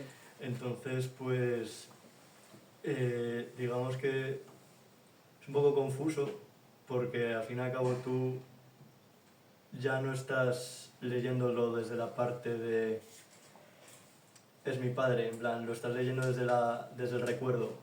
Entonces es como... No sé explicarte porque no sé cómo encajarlo demasiado bien porque al fin y al cabo yo no le conocí como escritor. Claro. O sea, para mí esta persona, sí, o sea, sé que es él, pero al fin y Pero al te cabo... sorprendía. Pero claro, o sea, no... Sí, me sorprende porque es al fin y al cabo una... como recuerdo no existente, desbloqueado. Claro, sí, sí. Entonces es un poco la confusión que Pero te... sí que reconocías la manera de Sí, expresarse, sí. las expresiones, las el historias. humor, la forma de... los matices de Sí. cómo lo cuenta, los detalles que te me permiten entender algo más profundo que lo que te está o sea, que la historia en sí que te está contando. Claro. Entonces yo sí le veo ahí, pero claro, mi recuerdo de mi padre es otro mucho distinto, Claro, es muy distinto. Pues digo, tiene que ser un choque. Es un choque, sí, es simplemente como descubrir una faceta. ¿Y te ha encajado alguna de las cosas que igual Sí. no comprendías de él y dices, ahora al leer esto, encajo esto? Quizá no por la historia en sí o Sí, por sí. lo que cuenta, sino más bien por la forma de contarlo, quizá. Ujú. Pues que es lo que decía un poco, saber transmitir esa visión que tenía de las cosas. Entonces eso sí que lo he identificado muy bien. Y existe en el libro, está ahí. O sea, él tenía una forma de ver las cosas y a su manera las ha podido contar ahí. Te transmite esas sensaciones muy vividas y al fin y al cabo te sientes como un espectador que simplemente acepta lo que le está viniendo, lo que está leyendo, simplemente lo acepta y se queda tranquilo con lo que lee. Que es un poco la sensación que transmitía, o lo que yo recuerdo en vida. Porque es muy curioso, ¿no? Que ponga voz a una niña. Es muy curioso. La manera que tiene él de transmitir las sensaciones en boca de una mujer. Claro. Sí, Eso, pero- eso implica una sensibilidad Una sensibilidad. tremenda. Ujú, Y es que te crees el personaje desde la página 1. Totalmente. ujú. Es que tiene ese Y punto es de que, y es que lo desde la quieres. primera Ya página no solo ya sabes cómo es que es lo María. quieres, es que empatizas con ella. Además es que, mira, y además hablando de empatizar, yo sí que voy a lanzar una pregunta sobre todo a las personas que ya lo han leído, que me imagino que habrá pues, algunas poquitas y tal, pero bueno, así lo vemos todo. Yo quiero, las personas que lo habéis leído, por ejemplo Concha, empezando por ti, que yo sé que tú lo has leído. ¿Cómo es María físicamente? No lo sé. Vale, O sea, no lo sé. ¿Cómo? Yo me la imagino, tú te la pero no me imaginas, la describe. no la sabes. No me la describe. Yo le he puesto cara a mi María. Claro. O sea, ¿Y cómo es María? ¿Alguien que lo haya leído? Bueno, yo he leído el libro, he tenido la inmensa fortuna de leer el libro, porque me parece un libro que desde que empiezas a leerlo ya te ha enganchado, ¿no? Leo bastante menos lo que quisiera, pero leo mucho, ¿no? Entonces me pasa, muy pocos libros me pasa lo que me pasó con los puentes de mayo, ¿no? Estaba leyéndolo a tal velocidad que me tuve que parar, porque no estaba disfrutando del libro como había que disfrutarlo, ¿no? Y ya ralenticé la lectura y no quería terminarla nunca, porque tenía la sensación que al acabar me iba a quedar huérfano del libro, ¿no? De alguna forma, ¿no? Está aquí con una sensibilidad, con una maestría, me parece un libro maravilloso, ¿no? Y yo a María me la imaginaba siempre delgada, alta y con una melena morena cortita. No sé por qué. Esa era mi imagen de María. Yo muy delgadita. Yo también me lo imaginaba morena.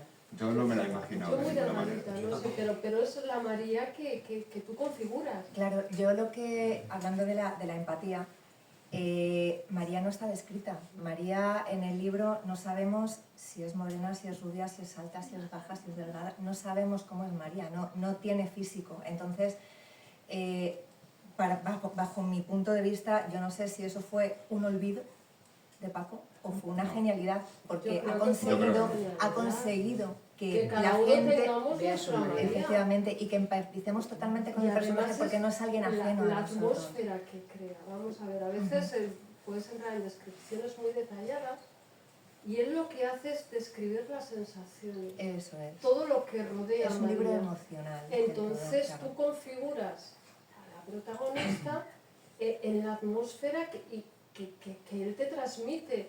Y entonces María, pues yo me la imaginaba muy delgada, la típica niña. Yo me acuerdo que había una cría estudiando conmigo EGB también y la llamábamos la loquilla. Y era muy delgadita, pero tenía esa chispa de genialidad, ¿no? De pura inocencia, que tiene a veces esa lógica infantil que al principio del libro te desarma, ¿no? Porque que dices, va, es que me la como, ¿no?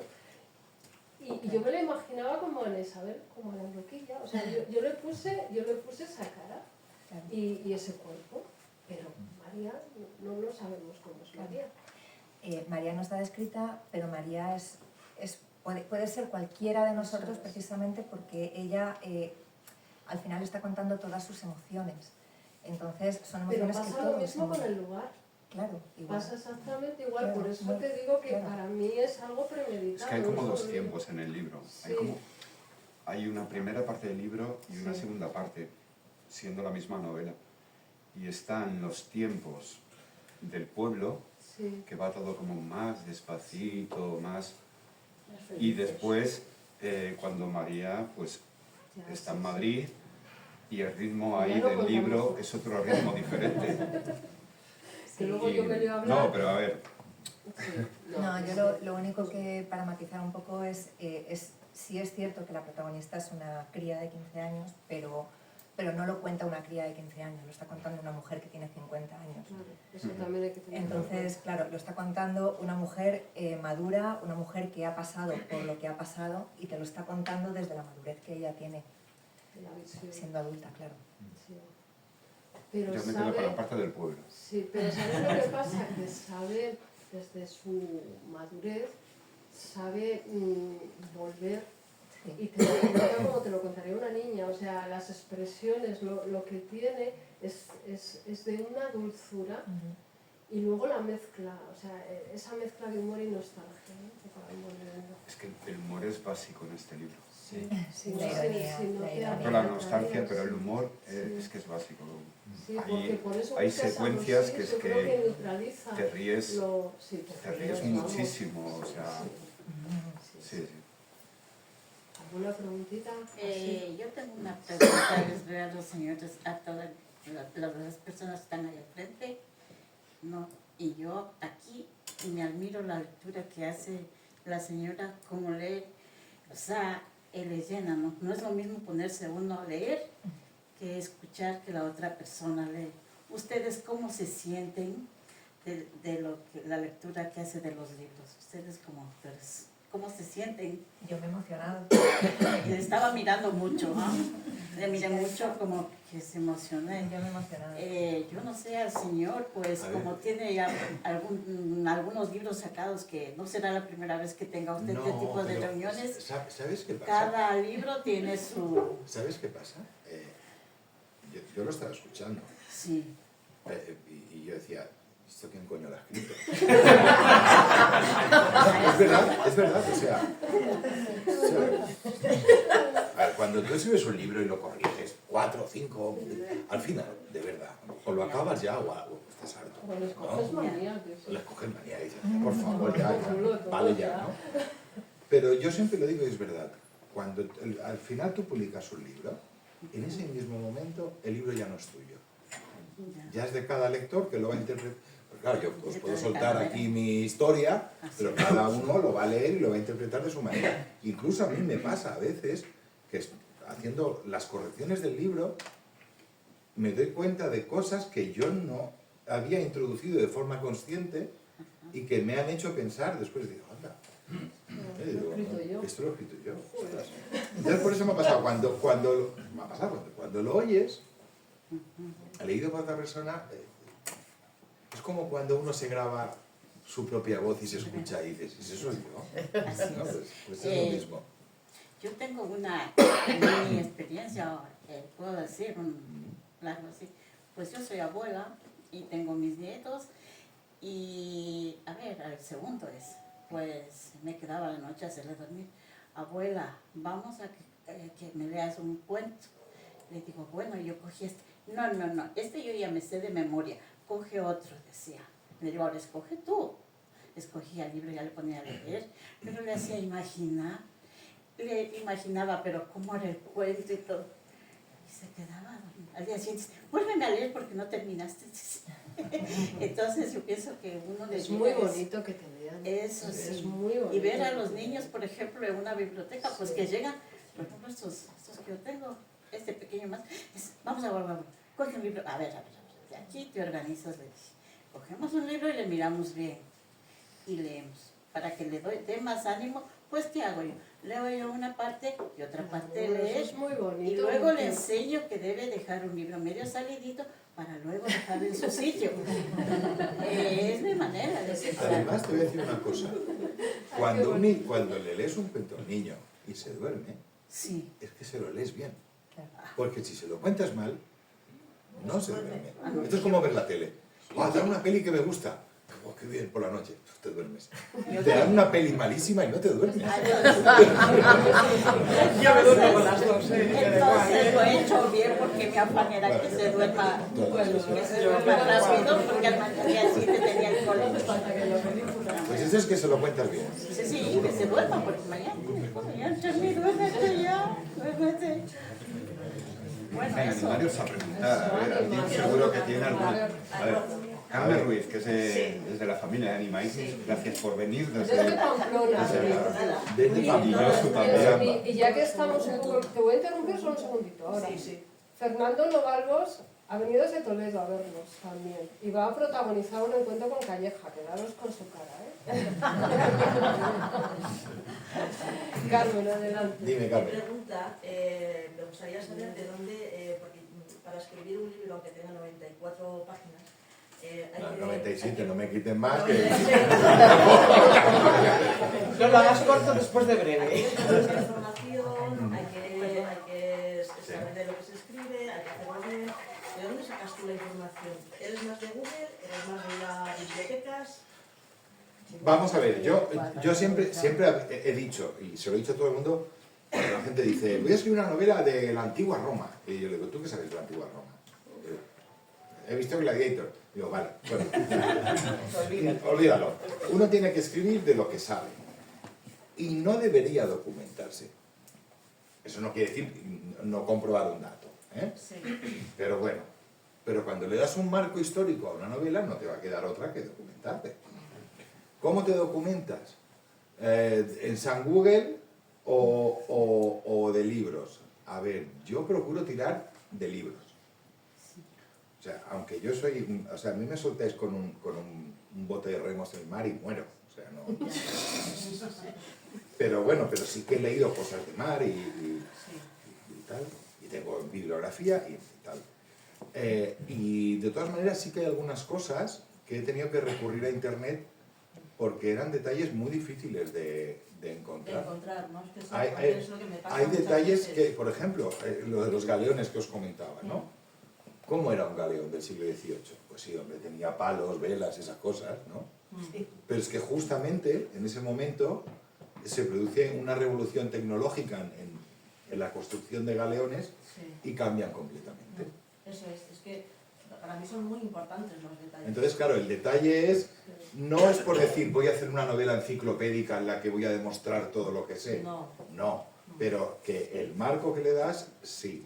Entonces hay algunas... Ahora, por ejemplo, estoy trabajando en una novela que se desarrolla en los años 20 en el ámbito rural en España y hay mucha información de la dictadura de Primo de Rivera, del libro político, Sí. pero de libros, digamos, de cómo vivía la gente en ese momento, hay muy poca cosa. O sea, de la guerra civil, de la posguerra, del franquismo, hay bastante más información. Pero de ese periodo de Primo de Rivera, no sé por qué. Sí, de forma muy general, ¿no? Y una cosa general, claro, yo necesito saber qué se le pagaba a un jornalero por día de trabajo, por poner un ejemplo, Sí. ¿no? O me pasó una cosa, estaba escribiendo el otro día una secuencia en la que entran unos tíos en una casa y yo, perdonad mi ignorancia, yo me pregunté, ¿y en los años 20 había linternas? Digo, ¿van a entrar con el candil? El candil. Pues sí, señores, había linternas. Y eran linternas de tubo y se comercializaban en España. No eran baratas, ¿eh? O sea, desde luego no era un artículo de uso corriente.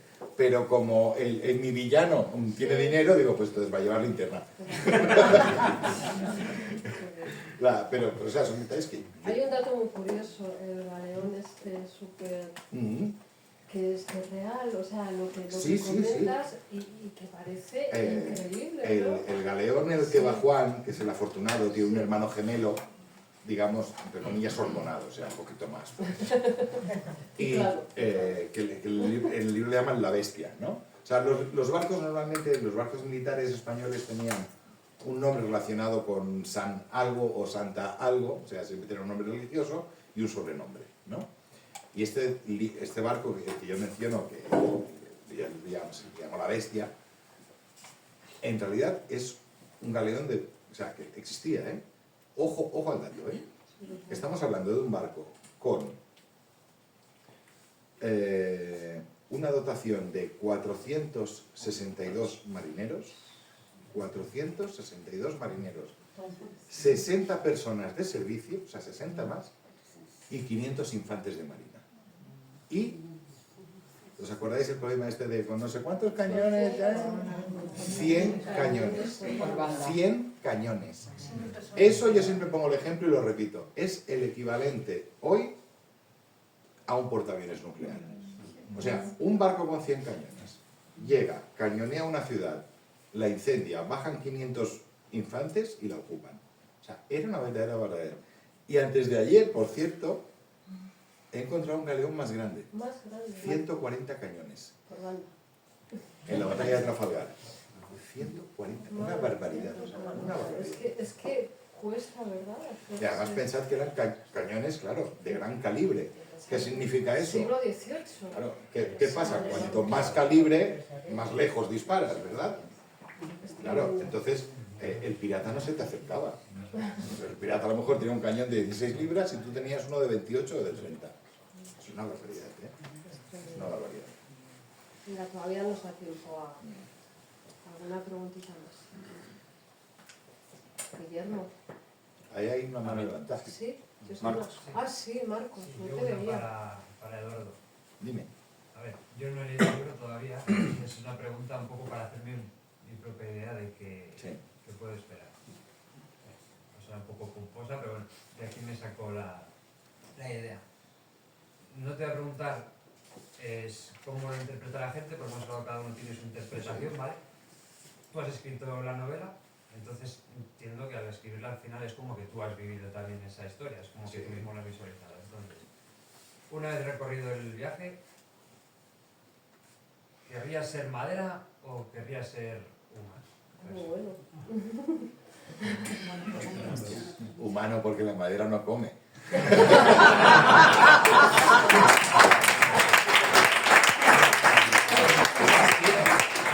Se come, pero no filetes. Sí, se come. Pero no cachorro. Se alimenta de sabiduría. Sí, bueno, vale, a ver.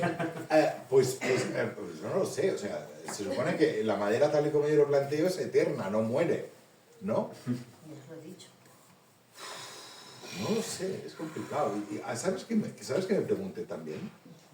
Y esto a lo mejor os parece una tontería, pero esto me lo pregunté cuando el libro ya estaba impreso, ¿no?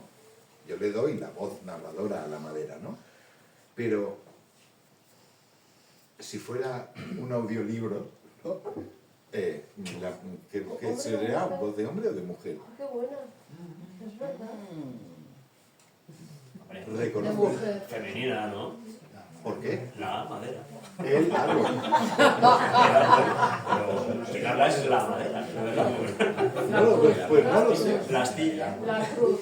Nada, busca una mujer con voz masculina y... Es la duda que tengo. A ver, tiendo a pensar que femenina. Pero reconozco que tengo un poco ahí Sí, claro, si nos vamos a los el run run. Bueno, pues un trans. Bueno, a ver. Empieza siendo árbol y termina siendo... El árbol se autopercibe como tiene. Ahí hay una transición y ya está. Empieza siendo árbol y termina Sí, siendo... a ver si me hacen un jaleo al final. A mí, desde luego, la cruz me ha llegado a lo más. Habéis visto que cruz Se ha más quedado chulo me han conmigo. hecho, ¿eh? Se ha quedado Que conmigo sí, ya. que está bonita. Porque yo pienso igual que tú, prácticamente. ¿Sí? Sí, pienso Hombre, en realidad, vamos a ver, la historia de Juan, que la cuenta la cruz, en realidad es la cruz reflexionando o pensando o interpretando las cosas que hacemos los humanos. Por eso digo que estoy de acuerdo con ella. ¿No? Que como ha dicho ella cuando tú lo has leído, yo siempre insisto, el ser humano es capaz de lo mejor, de lo peor y de las dos cosas. O sea, es que... Y la madera al final reflexiona Pues sobre vamos a eso. escuchar un poquito a la madera. Vamos a darle voz. De mujer. De Sí, sí. mujer. De momento.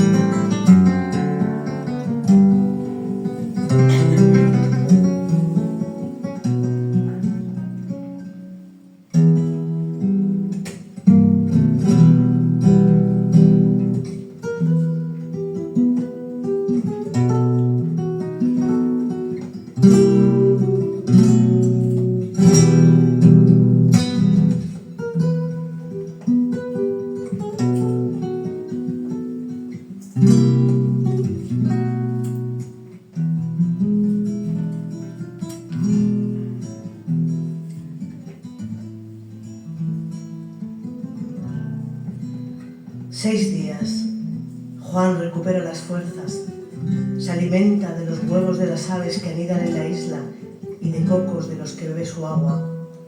Ha encontrado un pequeño manantial de agua dulce tierra adentro. En las rocas de uno de los extremos de la playa consigue algún pulpo, moluscos y pececillos que quedan atrapados en la bajamar. Ojalá pudiera hacer fuego, así los cocinaría y mis restos de madera le serían útiles. El dolor lo paraliza a ratos, sufro por él, siento en mis astillas las costras purulentas de sus heridas. Juan se recompone poco a poco mientras la fiebre lo consume. El pus cubre todo su cuerpo. 12 días. Juan se acurruca en su refugio, no quiere salir. Lo oigo sollozar. Esta isla que le provee de agua y alimento es la peor de las cárceles, un destierro eterno en vida.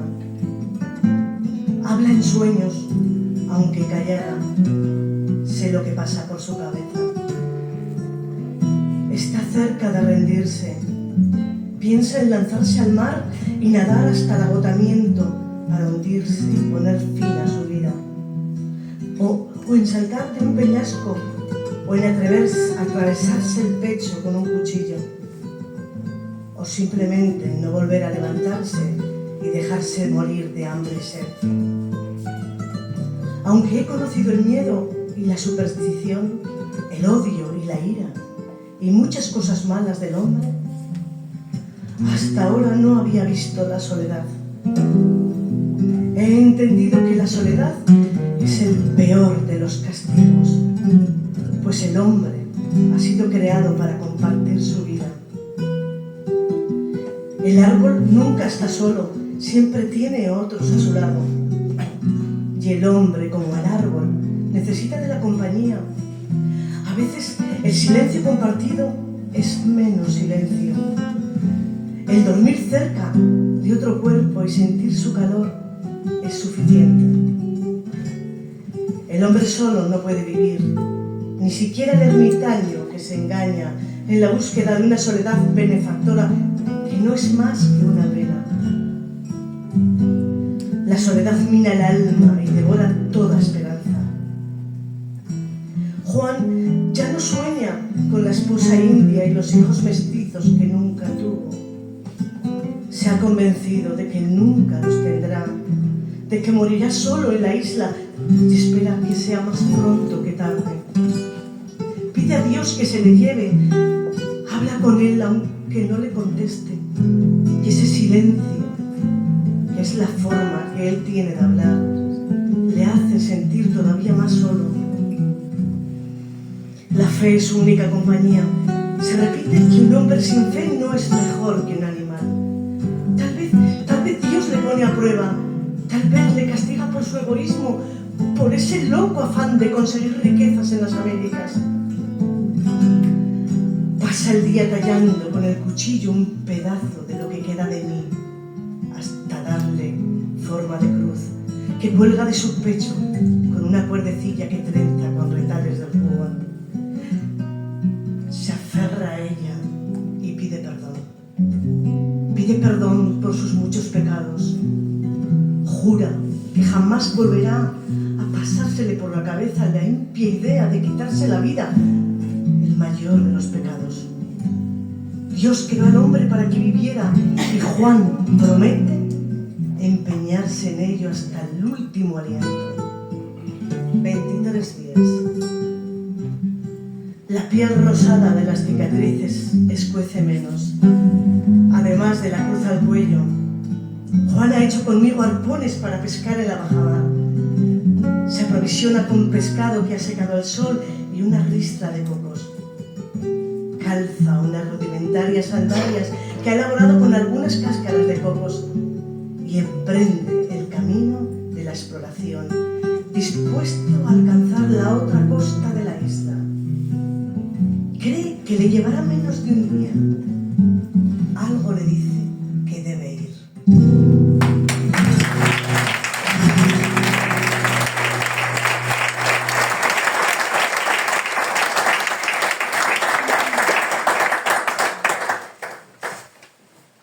Toma aliento, bebe agua.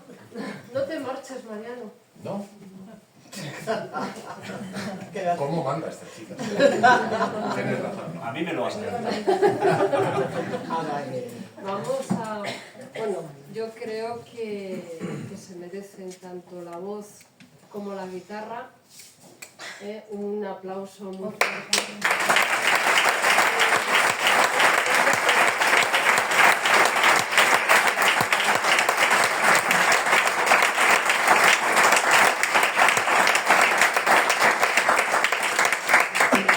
Hablando de madera, por cierto, hablando de madera. La guitarra, femenino. Es un instrumento masculino. Bueno. Ya está. Pues vamos a leer Ya estamos ahí. el otro fragmento de los Puentes de Mayo. Y así luego ya les damos margen a que se despidan.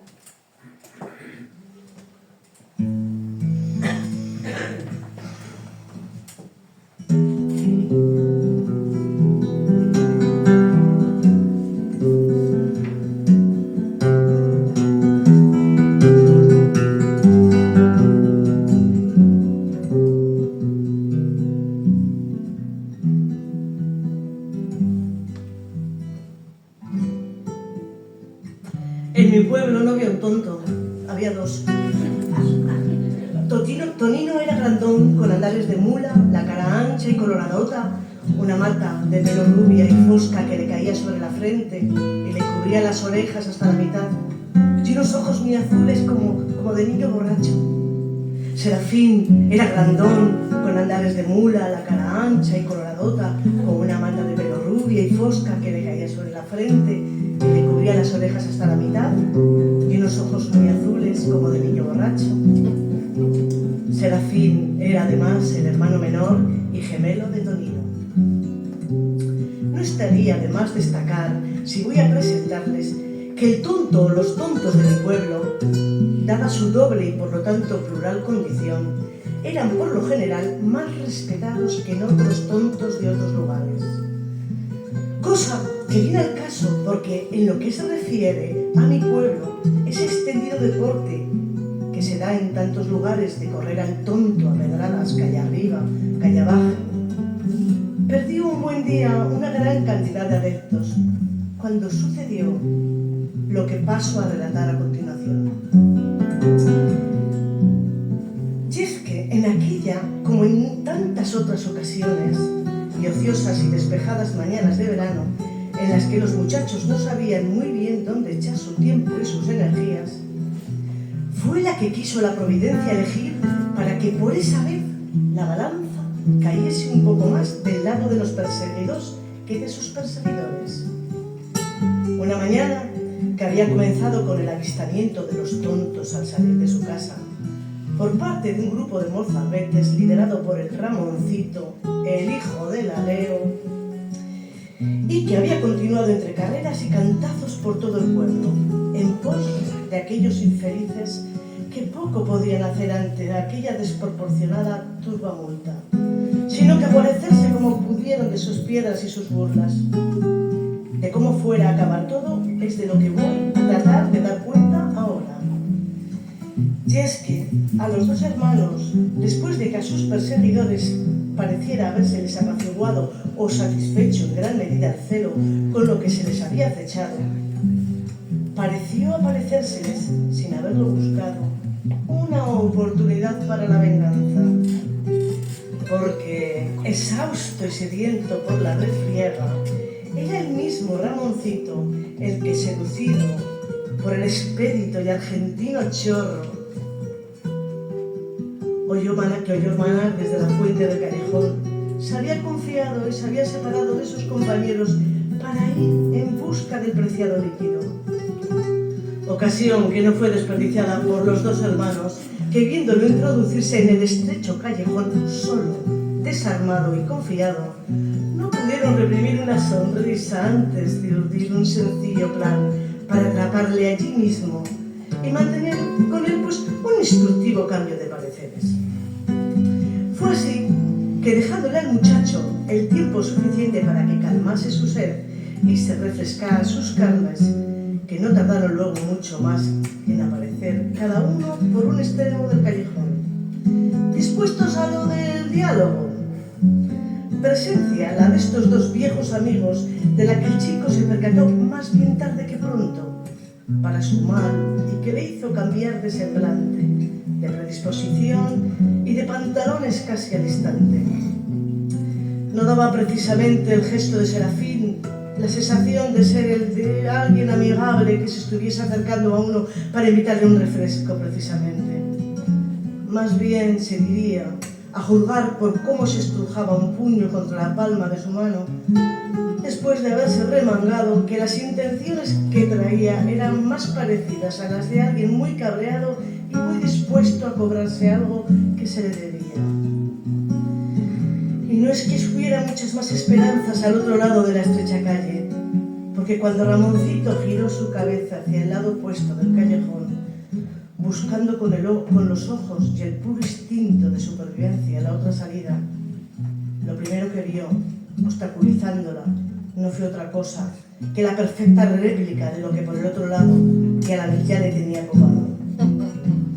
No servía de nada mirar en más direcciones buscando una posible escapatoria, porque no la había.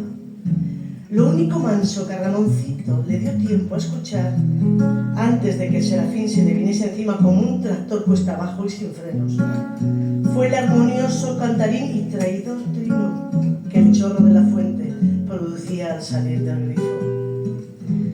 Después, y entre las estrechas paredes, todo no fue otra cosa más que un repetitivo eco producido pues a medias por los lamentos del desdichado adolescente y los chaquidos y retumbos que producían los golpes que iba recibiendo. ¿Y dónde estaban mientras todos los aguerridos amigos del desafortunado Ramoncito? Se preguntará alguno. Pues al principio, bien es verdad que al oír tan grave sinfonía, orquestada a base de palos y lamentos, a algunos sí que se le ocurrió la idea de acercarse para echarle una mano a su desgraciado compañero.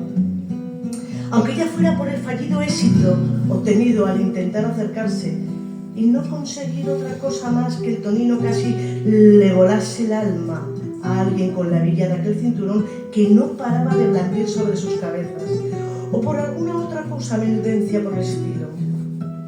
El caso es que al poco decidieron retirarse y ponerse a deliberar, que en aquello también había una cuestión de códigos y de honores, en las que no se habían parado a pensar en un principio, y que nadie vaya a creerse que por fuera cuestión de escurrir el bulto, que no es así. Lo que pasa, como muy bien arguyó uno de los más cercanos del amigo de Ramoncito, es que no estaba bien infravalorar las capacidades de los demás a la hora de resolver el asunto. Motivo, claro está, por lo que aquellos leales amigos, ante aquella trascendental situación en la que quieras que no, se estaba poniendo en juego la buena reputación del chico en cuanto a su hombría, talento y habilidades, a la hora de abrirse paso ante determinadas dificultades, decidieron que fuera el mismo Ramoncito el que resolviera aquello por sus propios medios. Y hasta aquí puedo leer.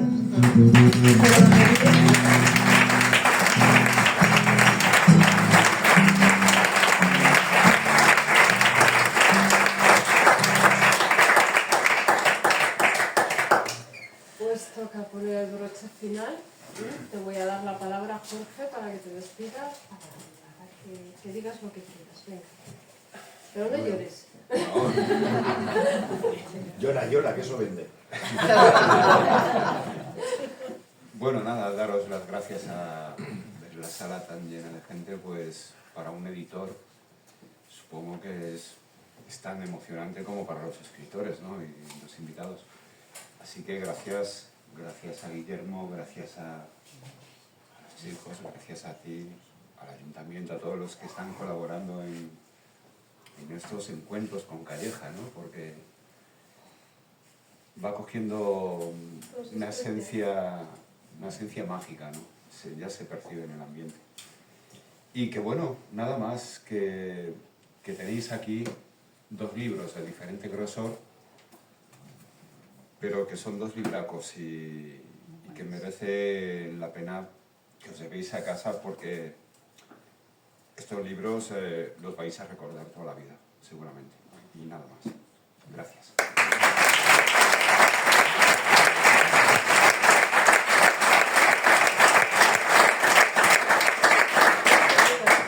Ah, sí. Compradlo. Yo quiero uno de cada ya. No, mira, bueno, como bien ha dicho Jorge, es verdad, o sea, no lo sé, yo es que hay muchos escritores que dicen, es que a mí hacer promoción y tal. A ver, yo me lo paso muy bien, y me gusta mucho poder interactuar con lectores o con futuros lectores, porque, y esto ya seguro que me lo habéis oído decir un montón de veces, pero es verdad, escribir en un libro en el fondo es un proceso bastante solitario. No digo que sea malo, pero eres tú que estás ahí dentro, ¿no? Y tú pones un libro a disposición del lector y le estás lanzando un mensaje, pero esa comunicación se queda coja, porque yo, si no os veo, o si no os puedo contar algo, o no me preguntáis, no hay diálogo, no sé. O sea, yo, sí, he vendido el libro, pero no sé qué ha pasado con él. Incluso que alguien me diga, Eduardo, esto es una mierda, tío, esto es malísimo. Aunque me dijeran eso, estaría bien, porque obtendría una respuesta, ¿no? Y yo estoy seguro que muchos de vosotros, un viernes por la tarde, tendríais cosas o más importantes o más entretenidas que hacer y habéis venido. Y eso yo os lo agradezco mucho, porque el tiempo es el mejor activo que tenemos. Antes os decía que quería trabajar en mi casa, ¿verdad? Pues es por eso, para tener tiempo. El tiempo no lo puedes comprar, ¿no? Cuando dices, ¿para qué quieres dinero? ¿Para ser rico? No, para comprar tiempo. En la medida de lo posible, que no se puede comprar, ¿no? Y por eso el que hayáis venido esta noche y estéis aquí, pues me alegra mucho que alguien, pues porque hemos venido, pues tenga la predisposición de invertir ese tiempo en esto. Y para mí eso es lo mejor. Y si me compráis el libro ya cojonudo.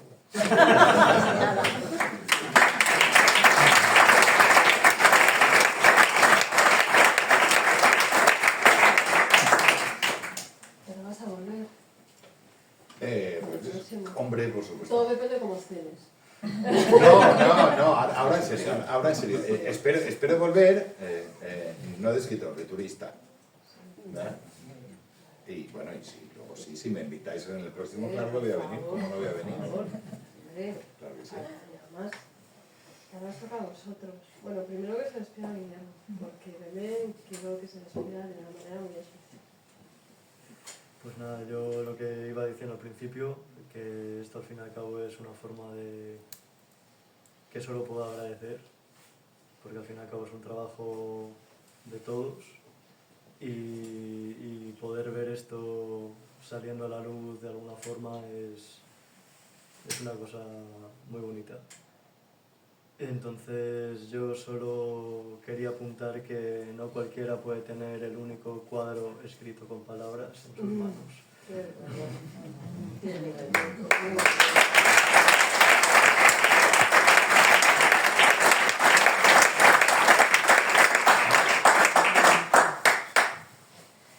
Y ahora te toca. Bueno, y yo me voy a despedir con unas palabras de Paco. Porque, bueno, al final este libro es un contenedor, ¿no? Como él decía, es un contenedor con sus sueños y con su historia. Pero él lo expresó así. El pasado, tan lejos de nuestro alcance y tan cerca de nuestras emociones, y donde vivimos y cabemos todos dentro de su infinita e incorpórea sustancia. Y el presente, donde ya no estamos todos, pero donde los que ya se fueron siguen viviendo por siempre en nuestros recuerdos. Quizá no seamos otra cosa salvo eso, contenedores de sueños y de historias.